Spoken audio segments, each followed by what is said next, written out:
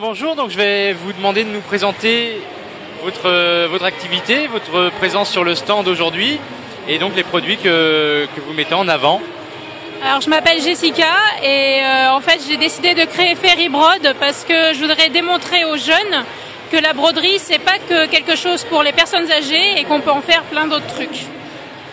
D'accord, et donc vous avez choisi une spécialité du coup dans le thème pour attirer donc les jeunes. Alors la spécialité de Ferrybrod c'est qu'en fait je change de thème régulièrement, c'est-à-dire qu'en fait là cette année c'est Sailor Moon parce que ça a été les 20 ans l'année dernière. Et l'année prochaine, après ce stand-là, ce sera plutôt Battlestar, ce sera Star Wars, ce sera beaucoup de choses.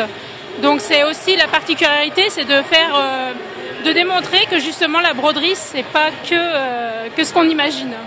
D'accord, et donc pas que pour les filles aussi? Non, pas que pour les filles, non, effectivement. Il y a mon partenaire, mon conjoint, qui participe avec moi, qui fait pas mal de dessins Illustrator. Parce qu'avec la broderie machine, j'ai besoin aussi d'un logiciel et étant vraiment pas très douée avec Illustrator, j'ai besoin de lui aussi. Donc ça aide beaucoup quand même. D'accord, donc la broderie en fait c'est quelque chose d'assez moderne au final. Ça devient moderne. On va dire que j'ai aussi pas mal de cosplayers qui me demandent aussi pas mal de motifs sur leur création. Et donc du coup c'est vrai que moi ça m'aide déjà à prouver que je ne fais pas non plus que des petits coussins et des petits trucs comme ça. Mais que ça peut aussi varier de perles, de paillettes et que ça peut agrémenter un cosplay complètement banal. D'accord, et donc c'est devenu une activité professionnelle à temps complet ou c'est encore un peu compliqué?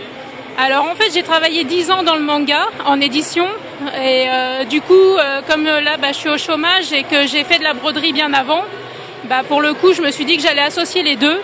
Comme ça, moi, ça me permet de me remettre dedans, tout en gardant l'activité manga que j'adore. D'accord. Et donc, je constate aussi qu'il n'y a pas que des coussins.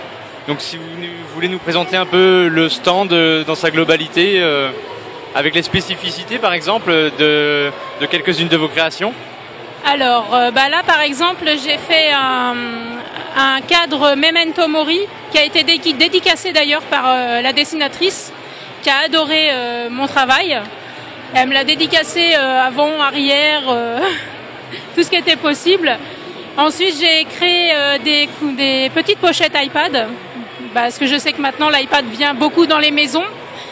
Donc, il y a ça. Il y a aussi les démarque-pages en tissu qui sont peut-être un tout petit peu plus fragiles que le papier, mais qui sont beaucoup plus stylisés.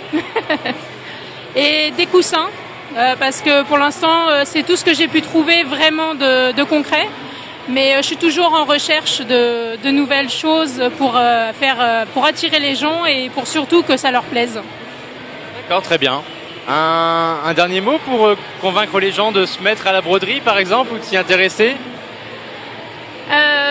Il ne faut pas voir la broderie comme quelque chose de pénible. Moi, je sais que quand je brode, par exemple, pour me donner un temps de travail, je regarde des films.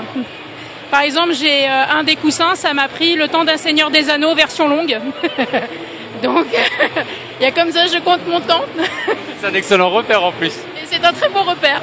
Sauf pour certains où celui-là, ça m'a pris pratiquement les 3 épisodes de 4, 5, 6 de Star Wars. D'accord, donc pas le même travail a priori. Pas vraiment. Mais bon, je me marre bien, puis ça occupe le temps étant donné que je suis aussi sans travail. Donc du coup, ça m'occupe et j'adore ça. D'accord, très bien. Merci beaucoup. Et bonne continuation sur Paris Manga.